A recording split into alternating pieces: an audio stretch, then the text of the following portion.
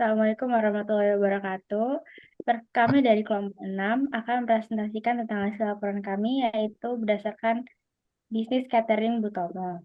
Next, ini anggota kelompok kami ada Gugun, Farah, Raditya, Saraka, Zaki, dan Sabita. Next, di bab 1 ada deskripsi organisasi.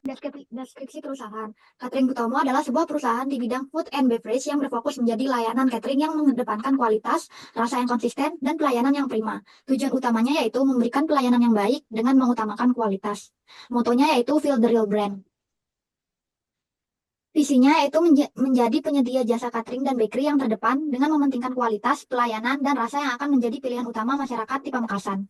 Misinya yaitu yang pertama, memberikan pelayanan yang ramah dan profesional kepada pelanggan. Yang kedua, menyediakan makanan dan kue yang sehat dan enak yang dibuat dengan produk berkualitas tinggi. Dan yang terakhir, menciptakan lapangan kerja bagi masyarakat Pamekasan. Next. Struktur perusahaannya yaitu dipimpin oleh direktur, lalu di bawahnya ada pengawas, di bawahnya lagi ada logistik, administrasi, dan pegawai produksi, yang masing-masing di bawahnya ada pegawai logistik dan juga pegawai administrasi.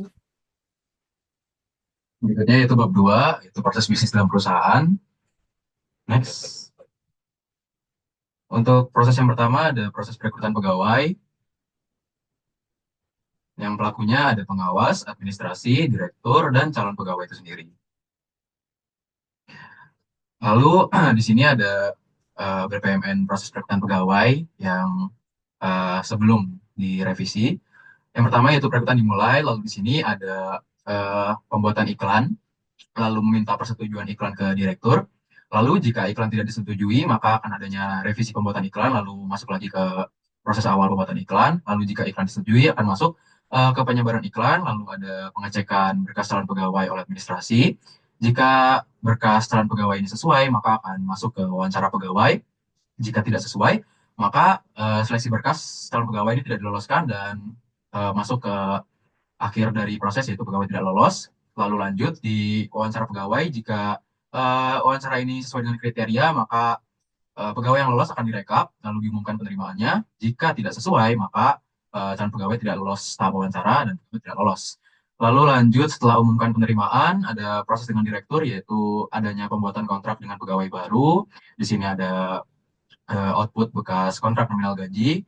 Lalu direktur akan mengawasi kinerja pegawai baru, lalu masuk ke end proses, yaitu pegawai mulai bekerja. Next. Lalu di sini ada kualitatif proses dari proses perekrutan pegawai. Nah, untuk kualitatif pertama itu pembuatan iklan, ini pelakunya administrasi dan direktur, yaitu merupakan bisnis value adding. Lalu penyebaran iklan oleh administrasi di sini merupakan value adding. Pengecekan berkas oleh administrasi di sini juga merupakan value adding. Wawancara oleh administrasi, value adding. Pengumuman penerimaan oleh administrasi, yaitu value adding. Lalu yang terakhir, pengawasan pegawai baru, pelakunya direktur, yaitu merupakan value adding juga. Next. Lalu untuk base analisnya di sini, yang pertama untuk over processing ini ada di pembuatan iklan. Jika proses pembuatan iklan ini dilakukan secara berulang atau membutuhkan revisi berkali-kali, hal ini bisa dianggap sebagai over processing yang tidak menambahi nilai langsung. Lalu berikutnya untuk waiting sendiri ada di proses wawancara, yaitu jika adanya jeda waktu yang terlalu lama antara tahapan seleksi atau proses penjadwalan wawancara yang tidak terstruktur, hal ini akan mengakibatkan waktu tunggu yang tidak perlu. Lalu di sini ada root cause analysis, yaitu untuk permasalahannya di sini ada tidak adanya timeline perekrutan. Nah, untuk di mesin sendiri ini dugaannya tidak ada sistem otomatis. Lalu untuk ini direktur memiliki jadwal yang padat dan pelamar tidak diberikan jadwal yang pasti untuk wawancara. Lalu untuk metodenya itu jadwal disusun tanpa perencanaan waktu yang jelas. Akibatnya proses perekrutan menjadi tidak efisien dan sulit untuk dipantau. Next. Nah, ini merupakan BPMN setelah redesign. Nah, di sini ada beberapa perbedaannya, yaitu saat proses perekrutan dimulai, ini ada pembuatan template iklan oleh administrasi. Lalu yang berikutnya, di sini pembuatan iklan, lalu minta persetujuan iklan ke direktur. Nah, namun di sini tetap ada persetujuan ke direktur, namun jika iklan tidak disetujui, maka revisi yang dilakukan ini tidak terlalu banyak, karena iklan tersebut sudah memiliki template, dan jika adanya revisi, mungkin hanyalah dari isi iklan tersebut. Lalu iklan disetujui, sebarkan iklan, cek bekas calon cek berkas calon pegawai, lalu jika sesuai lanjut wawancara, jika tidak sesuai maka tidak lolos. Setelah wawancara, jika sesuai akan direkap nama calon pegawai yang lolos, mengumumkan penerimaan, lalu jika tidak sesuai tidak diloloskan. Lalu setelah itu, setelah diumumkan penerimaannya, akan ada pembuatan kontrak dengan pegawai baru dilakukan oleh direktur. Lalu di sini ada output kontrak nominal gaji, lalu direktur akan mengawasi kinerja pegawai baru, lalu pegawai mulai bekerja. Selanjutnya penggajian karyawan. Penggajian karyawan, pelakunya direktur, administrasi, pegawai. Next. BPMN proses penggajian pegawai yang sebelum. Yang pertama, penggajiannya dimulai, habis itu cek pegawai, habis itu lakukan rekap absen pegawai. Setelah itu cek apakah pegawai pernah melembur. Jika pernah melembur akan diberi bonus dan tidak pernah melembur tidak akan diberi bonus. Selanjutnya cek masa kerja pegawai. Bila bekerja lebih dari 3 tahun, konfirmasikan kenaikan gaji pegawai. Setelah itu naikkan gaji pegawai. Jika belum bekerja lebih dari 3 tahun, tidak akan kasih apa-apa. Selanjutnya hitungkan gaji pegawai, cairkan gaji pegawai, catatkan laporan pencairan gaji pegawai. Next. Kualitatif proses, value analysis. Yang pertama, nama aktivitasnya kesepakatan pegawai dengan direktur, pelakunya pegawai dan direktur. Klasifikasinya business value adding, BVA. Nomor 2, perekapan absen, pelakunya administrasi, klasifikasinya value adding. Yang ketiga, nama aktivitasnya perekapan bonus, pelakunya administrasi, klasifikasinya business value adding. Yang keempat, kenaikan gaji, pelakunya direktur dan administrasi, klasifikasinya value adding. Yang kelima, pencairan gaji, pelakunya administrasi, klasifikasinya value adding. Yang keenam, pencatatan laporan, pelakunya administrasi, klasifikasinya juga value adding. Next. Waste analysis. Overprocessing, proses perekapan bonus. Jika proses perekapan bonus dilakukan secara berulang atau mencatat lebih dari yang diperlukan, hal ini bisa dianggap sebagai overprocessing yang tidak menambah nilai langsung. Next. Di sini root cause analysis, diagram tulang ikan kesalahan perhitungan gaji. Kepalanya proses penggajian menjadi tidak efisien dan banyak kesalahan perhitungan. Dari budayanya, budaya kerja administratif yang kurang teliti, dari mesinnya tidak ada sistem otomatis, dari manusianya, administrasi kurang teliti dalam menginput data perekapan absen dan bonus. Dari metodenya, sistem manual yang tidak efisien. Next. BPMN proses penggajian pegawai setelah redesign. Yang startnya penggajian dimulai, lakukan rekap absen pegawai, selanjutnya cek apakah pegawai pernah melembur. Jika pernah melembur diberi bonus, jika tidak, next, cek masa kerja pegawai, kerja lebih dari 3 tahun, konfirmasi kenaikan gaji pegawai, inputnya kontrak kenaikan gaji pegawai dari proses perekrutan, dan naikkan gaji pegawai. Selanjutnya cairkan gaji pegawai, catat laporan pencairan gaji pegawai, outputnya laporan pencairan gaji pegawai. Untuk proses yang berikutnya ada proses presensi pegawai. Untuk di proses ini pelakunya ada 3, yaitu direktur, administrasi, dan pegawai. Di sini ada BPMN yang sebelum, yaitu dimulai dengan mengecek apakah karyawan ini masuk kerja atau tidak. Jika masuk kerja, lakukan presensi kedatangan dan lakukan presensi kepulangan. Jika tidak masuk kerja, dicek dia alasan tidak masuk kerjanya, izin atau cuti. Jika izin, maka akan dibuatkan surat perizinan yang outputnya dokumen perizinan. Jika tidak, maka akan dibuatkan surat cuti yang outputnya dokumen cuti. Lalu jika selesai, kirim pengajuan kepada direktur. Nanti dicek oleh direktur. Jika perizinan ditolak, maka pegawai dianggap tidak hadir. Jika perizinan diterima, maka akan digantikan absensinya. Lalu lakukan rekap presensi dengan memasukkan dokumen perizinan dan dokumen cuti tadi, lalu masuk ke end event, presensi di rekap. Next. Lalu berikutnya ada kualitatif proses. Yang pertama ada kesepakatan pegawai dengan direktur. Pelakunya pegawai dan direktur, klasifikasinya business value adding. Yang kedua ada perekapan absen. Pelakunya administrasi, klasifikasinya value adding. Yang ketiga ada perekapan bonus, administrasi, pelakunya klasifikasinya business value adding. Yang keempat ada kenaikan gaji, pelakunya direktur dan administrasi, klasifikasinya value adding. Yang kelima ada pencairan gaji, pelakunya administrasi, klasifikasinya value adding. Lalu yang keenam ada pencatatan laporan, pelakunya administrasi, klasifikasinya value adding.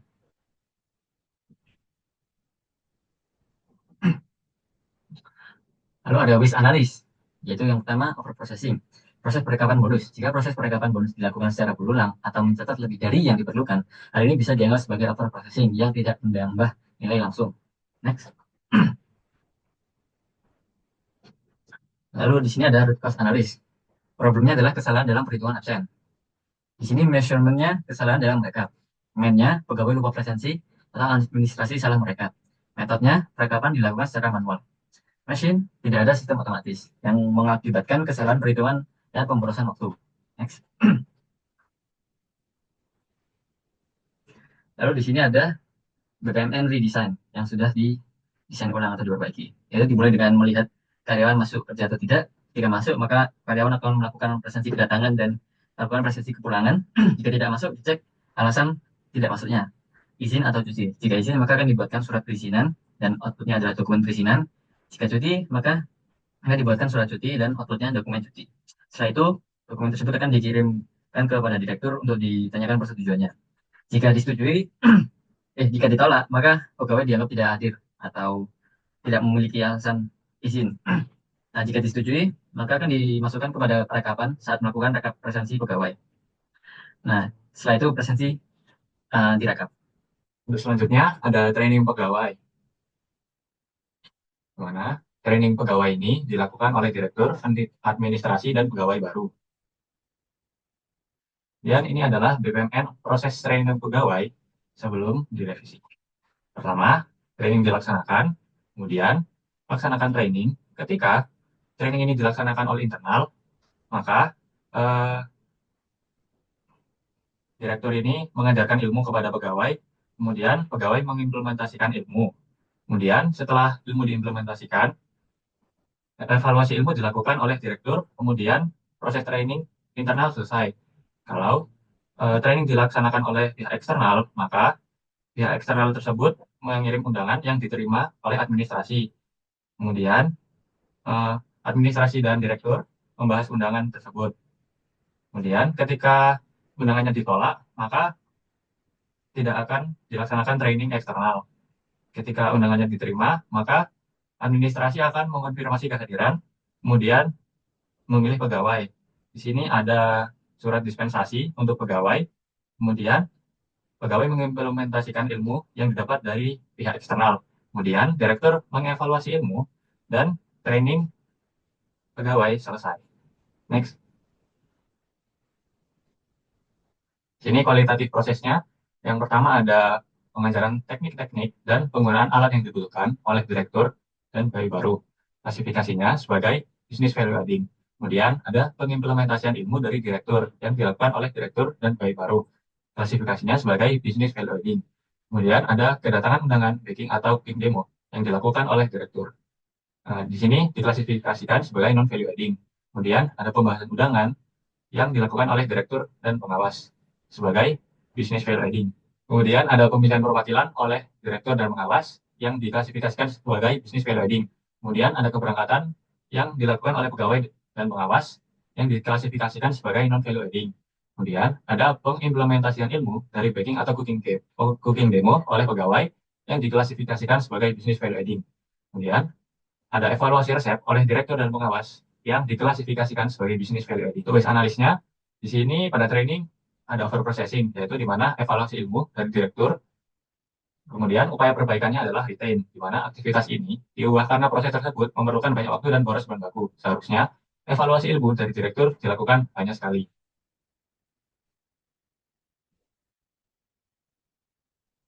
Untuk root cause analisnya, di sini permasalahannya adalah dalam pelatihan ada pegawai yang tidak serius mengikuti training. Di sini measurementnya adalah tidak ada pengukuran keberhasilan berapa kali percobaan untuk berhasil. Kemudian ada pemborosan bahan baku. Kemudian mainnya adalah metode yang digunakan kurang sesuai dan tidak ada divisi yang dialokasikan untuk training. Kemudian metodenya adalah tidak ada standar pemilihan peserta. Di sini ada BPMN proses training pegawai setelahnya. Karena pada BPMN training pegawai yang sebelumnya tidak ada revisi, maka kami tidak menambahkan atau mengedit apa-apa. Kesimpulan yang dapat kami ambil dari hasil laporan kami, secara keseluruhan, Catherine Butomo telah melakukan langkah-langkah yang tepat dan baik dalam menerapkan proses bisnis untuk mendukung tujuan dari perusahaan. Namun terdapat beberapa kekurangan, yaitu perlu meningkatkan kemajuan perusahaan ke depannya seperti di proses rekrutmen, pengelolaan data, pelatihan karyawan, feedback pelanggan, dan keberagaman layanan. Kekurangan-kekurangan tersebut harus diatasi agar perusahaan dapat mencapai tujuan yang lebih tinggi. Hal ini bertujuan untuk meningkatkan kepuasan pelanggan dan keberlanjutan bisnis di masa depan. Sekian presentasi kami, kurang lebih mohon maaf. Wassalamualaikum warahmatullahi wabarakatuh. Waalaikumsalam warahmatullahi wabarakatuh. Terima kasih.